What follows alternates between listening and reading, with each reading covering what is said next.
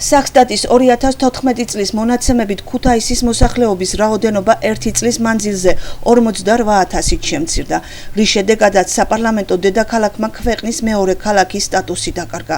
საპარლამენტო ოპოზიციის წევრების განმარტებით ქალაქიდან მოსახლეობის გადინება მძიმე ეკონომიკურმა ფონმა განაპირობა. ამასთანავე ქუთაისმა როგორც საპარლამენტო ქალაქმა მოქმედი ხელისუფლების პირობებში სტატუსი დაკარგა, რაც განხორციელებულ ინვესტიციებზე აისახა.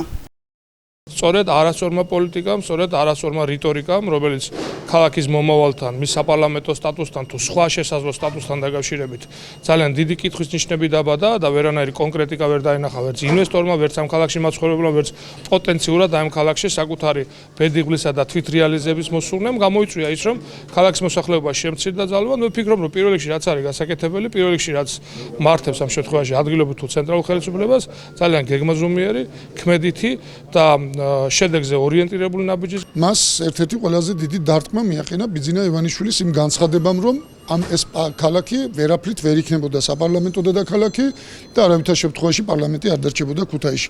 მე არაერთხელ მithქვამს და კიდევ ვიმეორებ, არანაირი სხვა შანსი ქუთაის თუ არა ხელოვნური მხარდაჭერისა და ხელოვნური მხარდაჭერა შეიძლება მხოლოდ ადმინისტრაციულ რესურსში, ანუ არანაირი სხვა შანსი გარდა იმისა, რომ ქუთაისი ხელოვნურად გავხადოთ საქართველოს ადმინისტრაციული ცენტრი, მე ვფიქრობ, რომ ამ ქალაქს არ გააჩნია. ქალაქიდან მოსახლეობის გადინება სახელისუფლებო გუნდის წევრები 2012 წლამდე არსებული ინფრასტრუქტურული პრობლემებით ხსნიან. გია ვოლსკი თქმის, საქართველოს ქალაქებიდან მოსახლეობის გადინების ერთ-ერთი პრობლემა უმუშევრობაა, რაც ხელისუფლებამ უნდა გადაჭრას. თუმცა ამასთანავე აცხადებენ, რომ ქუთაისისთვის განსაკუთრებით მისაღები კულტურულ საგანმანათლებლო ცენტრის ფუნქციაა.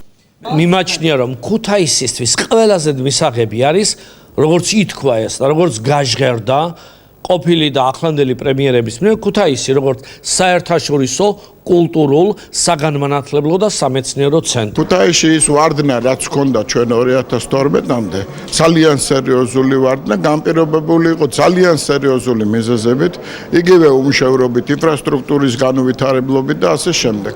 ეს შეიქმნა და ჩვენი ვალია, რომ უახლოეს პერიოდში როგორმე ეს დაუძლიოთ. 2014 წლის მონაცემებით ქუთაისი მოსახლეობის რაოდენობის სიდიდით ბათუმმა ჩაანაცვლა, ქუთაისმა კი მესამე ადგილზე გადაინაცვლა.